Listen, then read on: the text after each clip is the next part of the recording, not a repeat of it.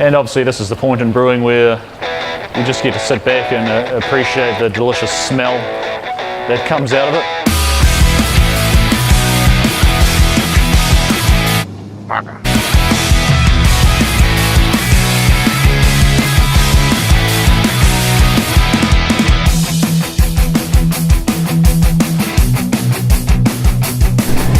So what got you into brewing?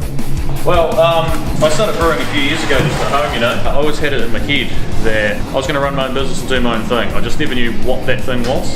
And I always knew when I did it, I wanted to start from scratch, you know. I wanted to start from the bottom, learn the whole thing, do the whole thing and do it myself and build up from that bottom position. And yeah, we started brewing at home and it was just one thing led to another. It just took over your life really, and every weekend I was working during the week, brewing Saturday, Sunday. I'd come home each night and I'd just be reading and researching about how to brew, how to make better beer, processes, everything I could do to kind of do things better and more efficient and get better setups. And yeah, and it just one thing led to another and escalated, and here we are.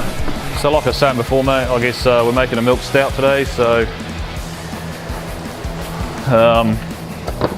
grain bill in here's bit of a mix of some ale stuff and some darker roasted malts, some roast barley, some dark chocolate malts, and then obviously as it's a milk stout, we'll see a bit later on that we'll load a bit of lactose into it just to give it that sweet kind of taste and creamier kind of texture to the final product. Just a bit of a background to this beer as well is this is one I used to make when I was brewing at home in the kitchen, and it was one of the first beers I really made that I felt personally like I kind of hit it, you know. I'd cracked it and I'd made a beer that I thought was really good and I was really comfortable with, and everyone else liked it too that I gave it to. To make a really good beer, a great beer, is just that little bit harder and takes quite a lot of effort.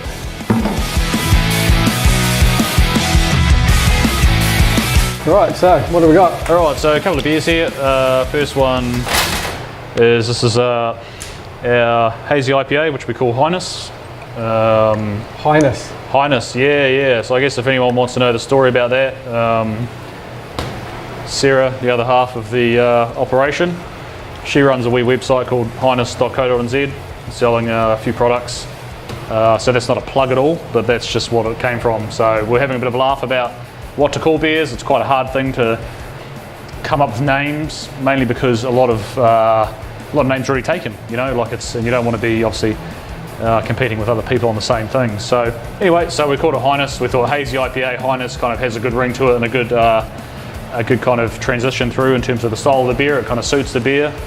And we could make some obviously cool imagery around that for the logoing side of things. So obviously this one's packed full of, you know, the big juicy hops, Citra, Mosaic are the main two, and obviously the main thing being the hazy appearance. So cheers, Ken. Cheers, mate. So obviously big aromatic beer on the nose. You get those citrusy kind of grapefruity tones coming through. Yeah, lots of citrus, was beautiful. Yep, and yeah, it's the beer that's been really popular. The style's really popular at the moment, and you know, I think we've really kind of got this beer pretty well, and this latest batch has come out really good. It's very refreshing.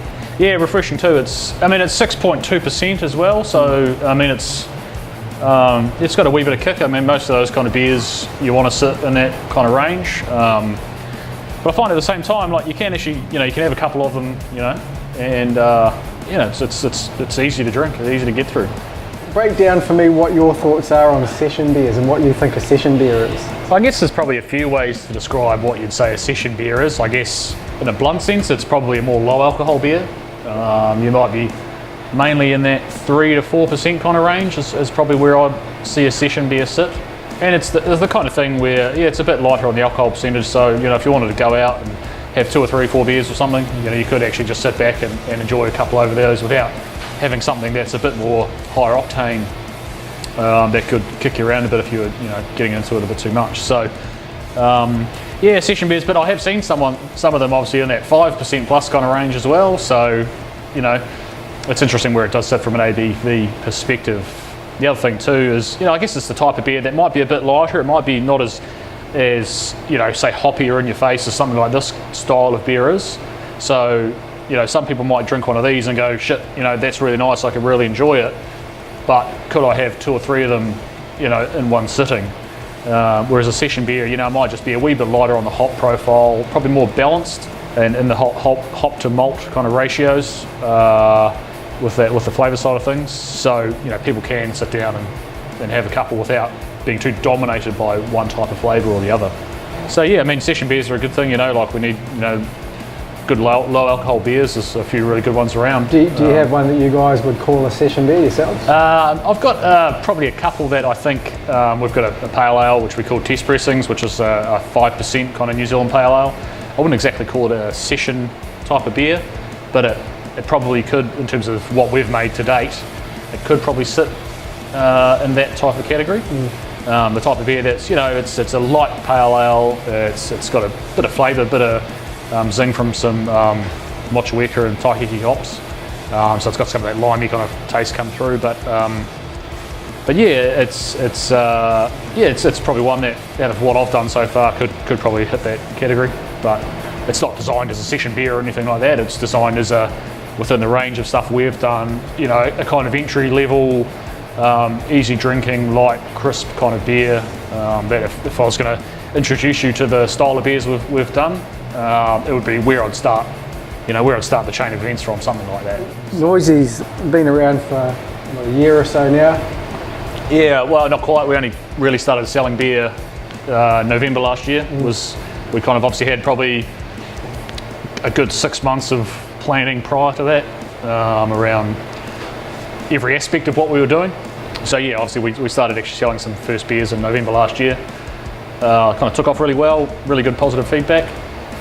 Oh, that's okay, mate. Yeah, that's what it is. Yeah, you'll bubble away. Really good positive feedback right from the outset on a few things. So that was good. And then started selling, obviously, from there, mainly wholesale, like we've kind of talked about, in and around the local Dunedin area. And yeah, and then obviously we've had a wee bit of a down period lately. We've just kind of moved into this premises, got sites to get set up and get up and running. So got in here, got a few beers made, and now, you know, here we are. Into it, yeah.